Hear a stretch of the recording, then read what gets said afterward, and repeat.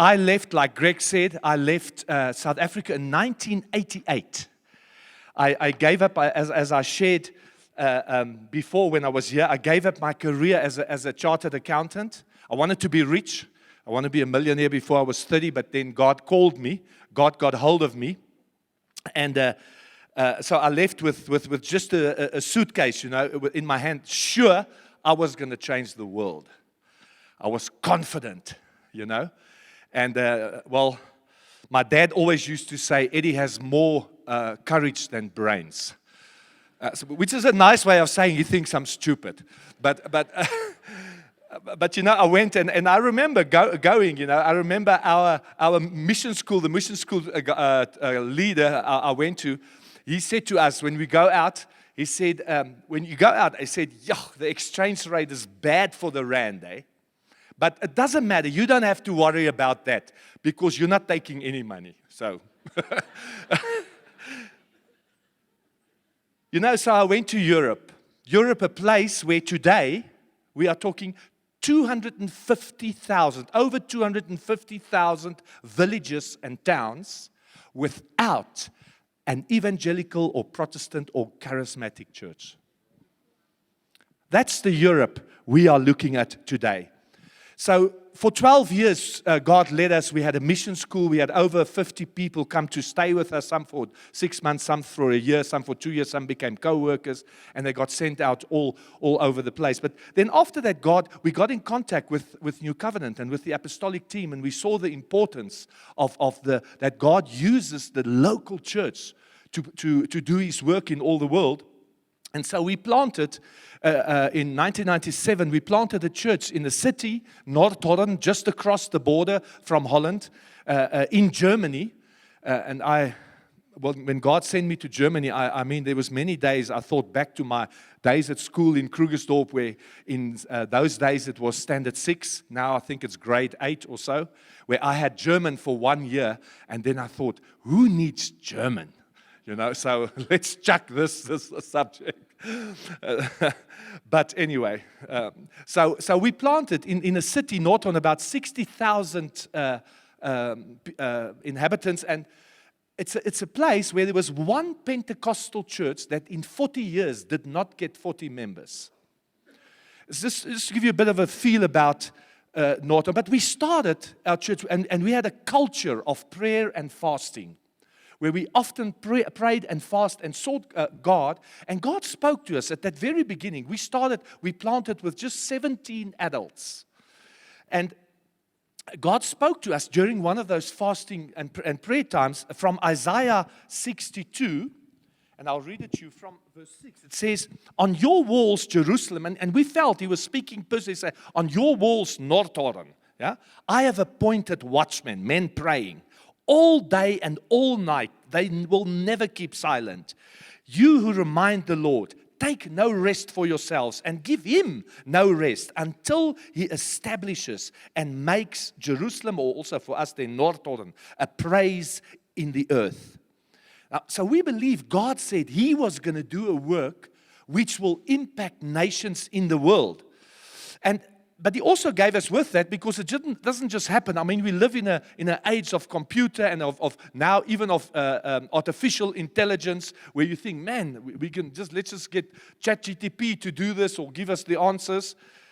But in reality, we live in God's life. It still takes 9 months for a baby to be formed in the womb of a mother and to be born. And you're not going to speed up life, But so He says to us, He promised us, we felt in Isaiah 60 verse 22, He says, the smallest one will become a clan, and the least one a mighty nation. I, the Lord, will hasten it in its time. And I felt challenged to challenge the people and say, can you believe, do you believe that every single one of your lives can impact 1,000 people at least? Now, we think, 1,000, but it's not that many, because you can start with your neighbors, you start with your family, your children, your friends, the further family, your fellow people at your job, or wherever you go, at the supermarket. Just when you talk to Jesus about Jesus to someone, or tell them what He's done for you, or people, or situations, or nations, or where you feel you want to pray for and take it into your heart and bring it before God.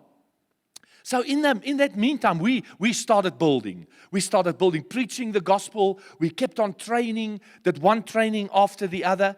And I'm so glad at that time, there was a time God showed us that in the DNA of that area, 400 years before, there was a revival. And the people became Protestants or evangelical, and the Catholic Church sent in Jesuits to get the people, try to win the people back. And so they decided to plant a Bible school to train preachers to resist those Jesuits. And the amazing thing was, they started that school in 1588. Now, we only discovered this afterwards, and I arrived in that area in 1988, exactly 400 years later. You know, God's hand over us and over the world, He's on the throne, you know. And also the revival, the count of the area gave me a book. I met him many years later where he said, he showed the revival. They had churches planted, and they felt that they reached this goal in 1597. And in 1997 was when God challenged us to plant a church there. But so we started training preachers. And I mean, and the first one, there was nine adults came, and we trained them, of which many of them are on our eldership now. And then the second one, there were about 16 people, and 2 of them were of our youth. One 13-year-old boy and one 14-year-old boy. And after the course, I challenged one of them to part of my preach, to come and preach. You know, and I still remember today what he preached. He stood like this, and he said, "Of course I'm not nervous." And then he preached about how Jesus, on the cross, he said, "Father, into your hand I give my life." He said, when it's going well, we praise Jesus. But what do we do when it's hard? Do we then give ourselves to Him? But, okay, so, and then the next training session we had for preachers, we had over 30 people, of which 12 of the youth came. And so today we can send many people. We've got preachers prepared, you know. And we're still not a big church, but we started double services last year in February, and we're growing. But I mean, maybe for South African terms, you know, but we've sent teams to France, to Belgium, to Spain, to Ukraine, to the Netherlands, many, many times, or to Uganda, a team to India, to South Africa. I've got guys with me today. You know, my elders have been with me to Australia, to Aruba, to Portugal, to Uganda. You know, the first qualification for an elder in our church is he must have a passport. He must have a passport. Now, I need to get rid of him if we want to get... No.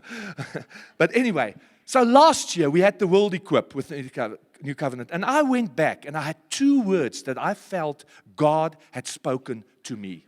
And these words were, the time is now. And it's John 4 verse 35 says, "Do not say, there are yet 4 months, and then comes the harvest. Behold, I say to you, lift up your eyes and look on the fields, they are white for harvest." Now, Greg has just mentioned this. You know, and for me, it became a rhema at that moment last year in October. God says, listen, we see everything happening in the world. We see the tensions that are growing everywhere. And what are we going to do with our lives? What impact do we want to have? You individually, but also as a church. You know, and the second word that I felt God said was a well-known word. In Matthew 9, verse 37 and 38, it says, "And He said to His disciples, the harvest is plentiful, but the workers are few. Therefore beseech the Lord of the harvest to send out workers into His harvest." So it came alive to me. So I'm going around wherever I'm coming. If I'm looking strange at you, it might be because I'm looking, Lord, is this a worker that needs to be sent out? You know? But how? How will we do that? How will we do that? Because, you know, it's not in the multitude of things that we do. It's not in the huge, there's so many things and we're so busy. But it's in the quality and finding the works that God has prepared beforehand. You know, and I believe success depends on the voice we listen to. Now, if you think back to Abram's calling, You know, I mean, we read about Abraham, the father of faith. And I mean, now, today, we think about sometimes we just go over it. Oh, well, yeah, nice. But here's just a guy, maybe a farmer, or it's just, I mean, yeah, and he was a farmer. He had donkeys, and he had goats, and whatever, sheep, or whatever else he had, and he was farming. And one day, God spoke to him. And it would change history. Now, I'm so glad he was not distracted by Facebook, TikTok, Instagram. My goodness, he had time to listen to God. He had time to seek God. And the Lord spoke to him. It said, you know the scripture from Genesis 12, verse 1. It says, now the Lord said to Abraham, go forth from your country and from your relatives and from your father's house to the land which I will show you. You notice how there's a price to be paid. Go forth. You've got to leave something behind. He says, to the land which I will show you. But God says, there's somewhere. I've got a place prepared for you. And I will make you a great nation. I will bless you. I will make your name great. And so you shall be a blessing. And I will bless those who God says, your life's going to be full of purpose. And there's protection. I will bless those who bless you. And the one who curses you, I will curse. And in you, all the families of the earth will be blessed. This is God's ultimate goal. This is His heart. To reach the families in all the earth. You know, and God started by speaking to him. Now, how would He do that? How would He do that? I want to give you a foolproof method this morning. It says in Hebrews 11 verse 8, it says, by faith, Abraham, when he was called, obeyed by going out to a place where he was going to receive for an inheritance. And he went out not knowing where he was going. You know what's the foolproof method? It's the Johnny English way. See no danger, have no fear, have no idea. He went out. There was lots of danger. He'd see no danger, had no fear. Not knowing whether. He had no idea. But his heart moved him. His heart moved him. He was motivated by his relationship with God. You know, and God promised him. God said, I want to make you a great nation. God said to him, they'll be in Egypt for 400 years. And I'll bring them back to the... God said that. And we read the whole Bible, the Old Testament, of how this story of those words becoming true.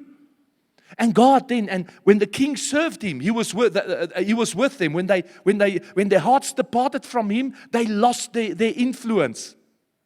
And under David, they became a great nation. And under Solomon, and all in God, with the goal that they were going to bring the Messiah, who's going to be the blessing and the salvation that we worship this morning for all nations. You know, and it's a sad thing. If you look at the Old Testament and then you see what happened to Israel. And they know better than us. They know worse than us. You know, I believe they're God's earthly people. But when they left God, you know, it all got lost. It even came to a stage where the temple, everything they had got destroyed. They got taken to another country. And you had then Daniel and these guys praying, Lord, restore it, because we need to be there for the Messiah to come back. But you know, why did it happen? Why did they lose it? Mark 7 verse 6 says, and he said to them, rightly did Isaiah prophesy of you hypocrites, as it is written, this people honors me with their lips, but their heart is far away from me. They lost their heart for God. They lost the heart of God's purposes for them. And you know, again, I want to remind the ultimate goal of even the promise of Abraham is that in you all the families of the earth will be blessed. Just hear God's desire to reach men and women who are in need, who can't see, who don't know where, families where they don't know what to do with their children, broken people, ruined lives. God's heart. You know, God says to the church, and if we look at us as a church, we know better often.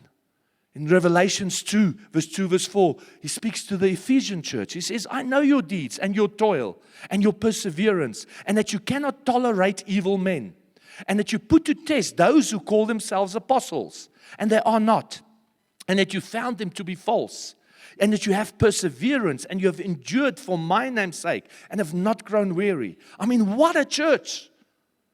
They have discernment. They're working hard. They're giving everything. Perseverance. Wanting the truth even. He said, but I have this against you, that you have left your first love. You've forgotten what it is all about. You know, and then he says in verse 5, the next verse, he says, remember therefore from where you have fallen, and repent and do the deeds you did at first, or else I'm coming to you and will remove your lampstand out of its place, unless you repent. Now, the Revelations teaches us that the lampstands were the 7 churches. So the lampstand is something that you put that's in a place and has got to spread light. So God says, you're a church, you're my children, but because you've lost your first love, you've lost your heart, I will take away you representing me on this earth. You're still my children, but you will no longer represent me. How many churches are there that have come to nothing? In Holland, the one church after the other closes. They try. In Germany also, a big traditional church came to us and said, well, don't you guys want to buy our building?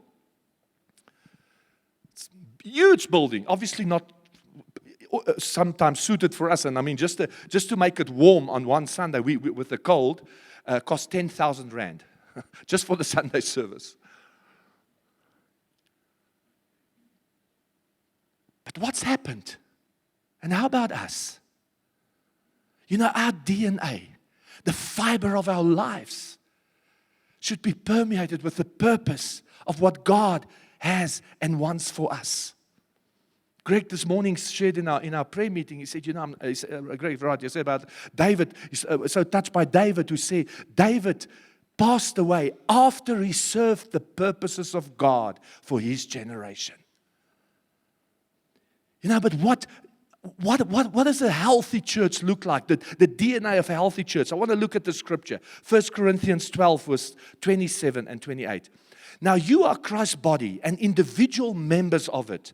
And God has appointed in the church first apostles, second prophets, third teachers, then miracles, then gifts of healings, helps, administrations, various kinds of tongues.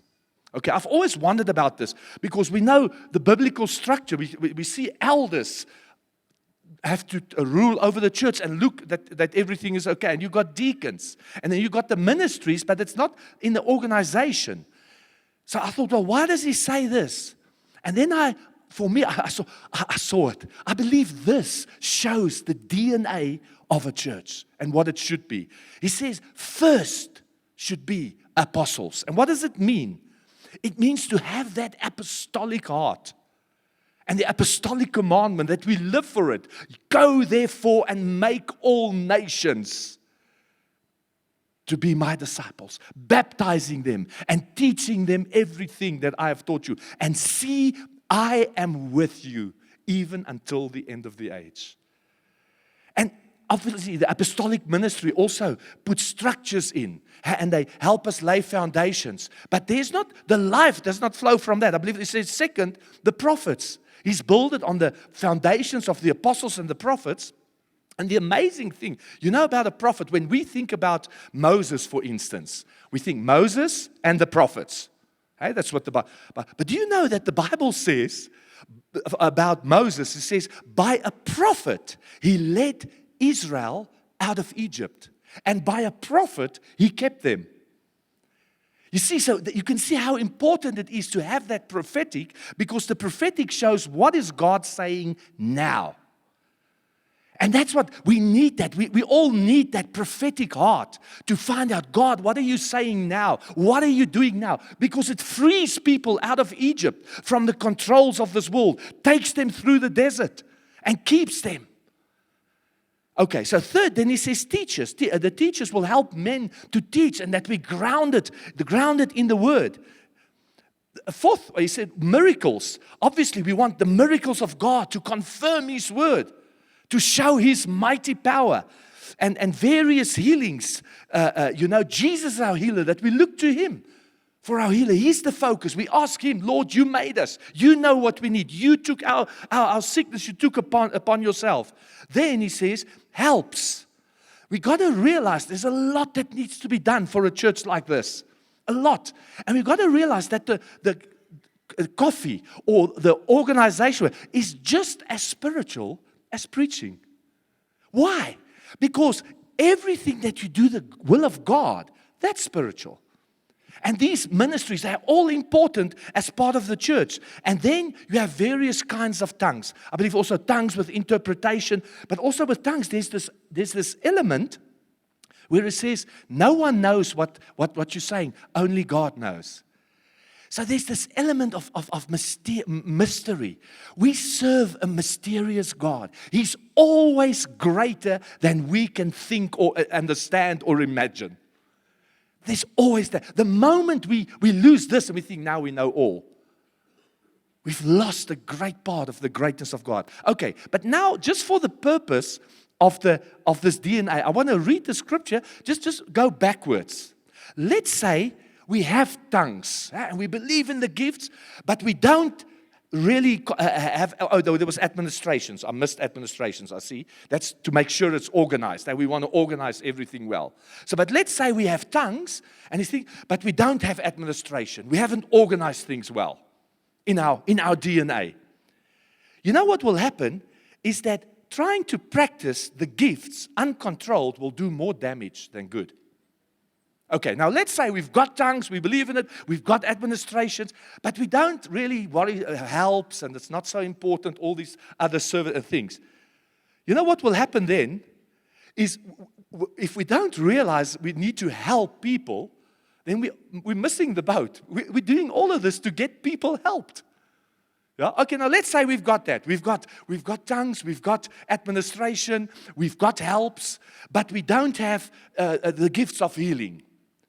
Now, what will happen without looking to God for healing, we would start looking at the humanitarian way.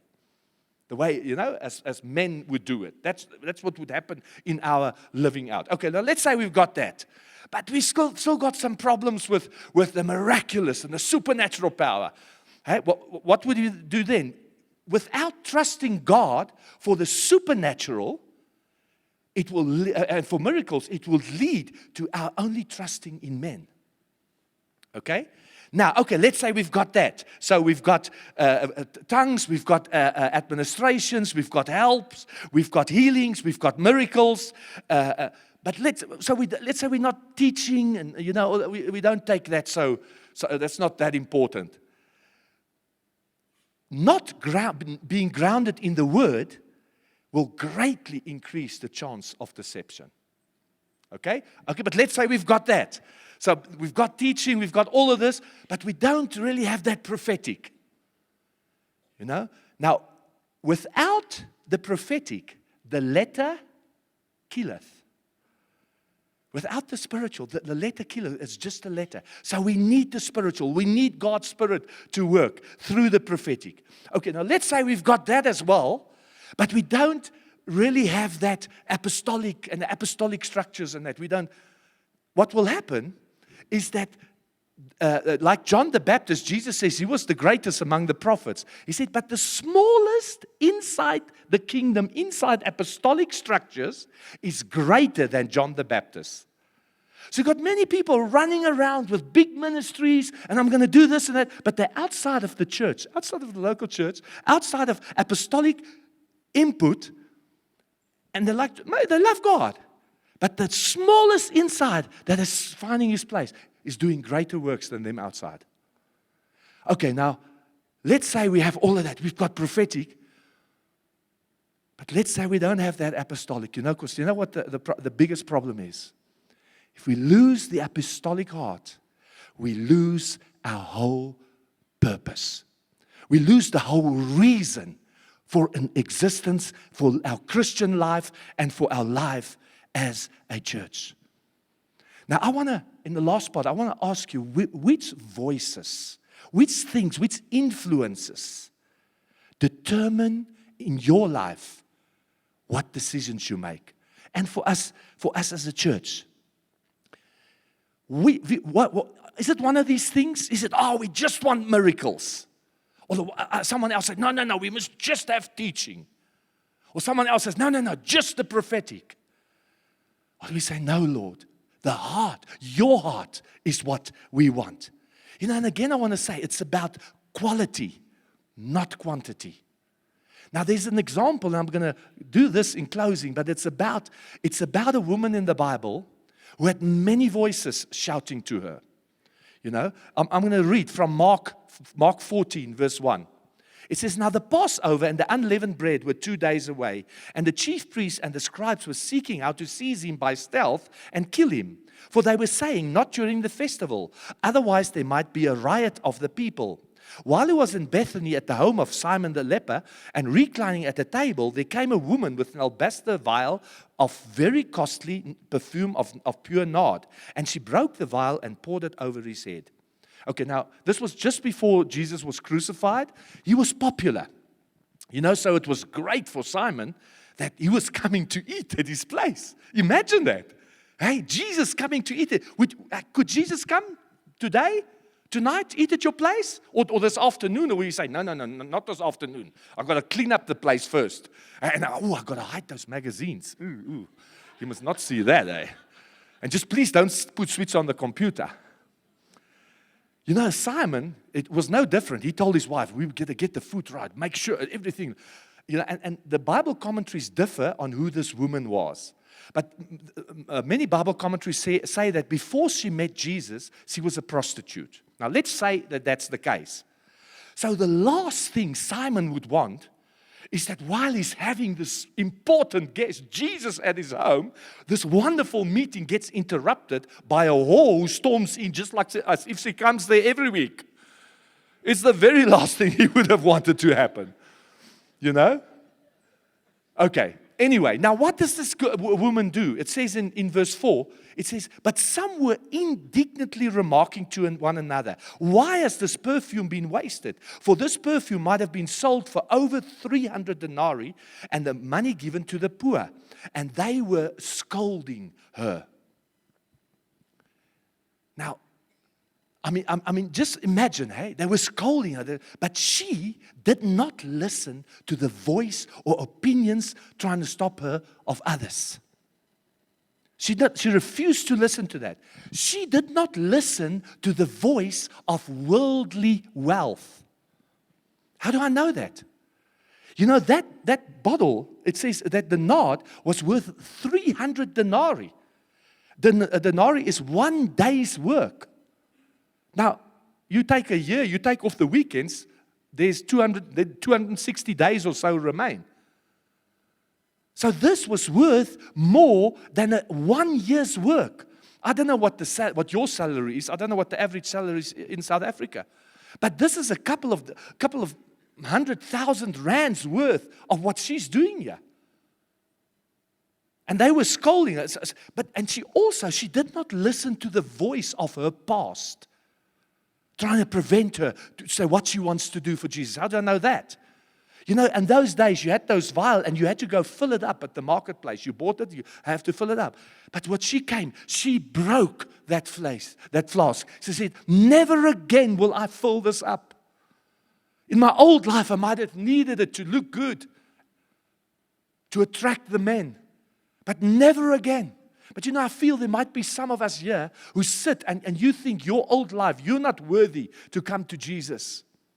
But I want to tell you, Jesus gives you opportunity to take that old life and not to make it better, but to give you a complete new life. And this is what, so she didn't listen to that voice. She didn't allow those past demons to accuse her and say, you're not worthy, you cannot do this. She didn't listen to the voice of human sympathy. Because Jesus says in verse 6, it says, Jesus said, let her alone. Why do you bother her? She's done a good deed to me. For the poor you always have with you, and whenever you wish, you can do them good. I mean, the disciples were shouting, this could have been given to the poor. So she didn't want to serve God out of sympathy, but she said, no, I'm going to give this only to Jesus.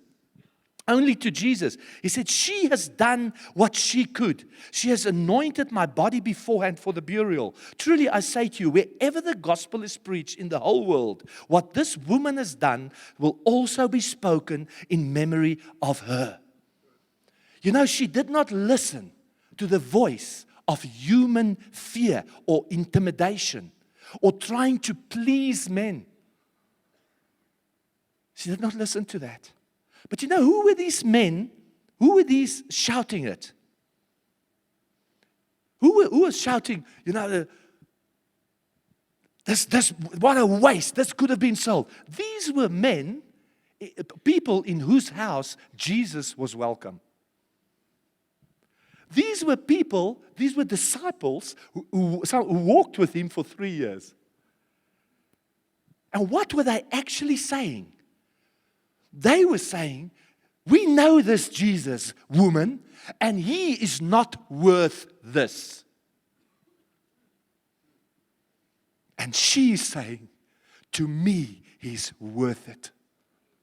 And I'd like to ask you, what is Jesus worth to you? You know, we don't need to be extreme because she didn't try to be extreme. Jesus said she did what she could. She didn't do what Peter did or Paul. I don't have to do what Billy Graham did or someone else. But that which I can, she has done what she could. What have we done? Have we found that one deed? Did you see? It's not a lot. It's not months and years of work and trying my best. It's finding that which God has prepared for me. And it turned around. It became a prophetic deed of which is spoken in all the world. 2,000 years later today in Edenville, we're going to meet this woman in heaven. And you know, her heart was she said, I want to give Jesus. What do I do for you? Lord, here I am. And she listened. And it's so good she listened because it was timely. You know, the passage started by, it was after 2 days, it was Passover. At that Passover, Jesus was killed. The night before the Passover, he was at a secret place with his disciples, having the Last Supper. No one knew where he was. If this woman had waited 1 day longer, it would have been too late. 1 day. You guys, I believe for you and me personally, for us as a church, for you as a church, for us in North as well, the time is now. The harvest is ready. And God's not looking for us to do many, many, many good deeds, but He's asking, do we have that heart? Do I say, Lord, my DNA needs to be that heart that loves you?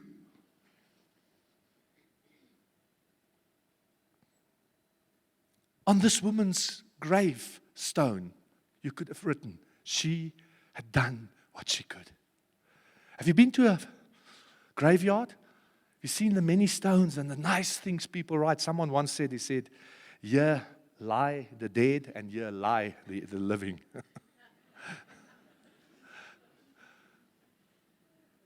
What would be written on your gravestone? What is going to be the legacy for you personally and for you guys as a church? You've done, is God going to say to us like the Ephesians, you've done great, you had great worship. You've done so many things. You're trying your best. You don't like false things. Hey, you've got perseverance.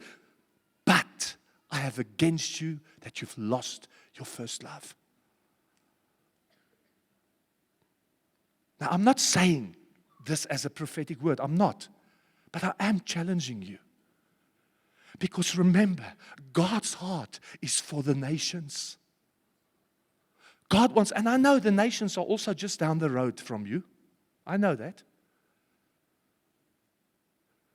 But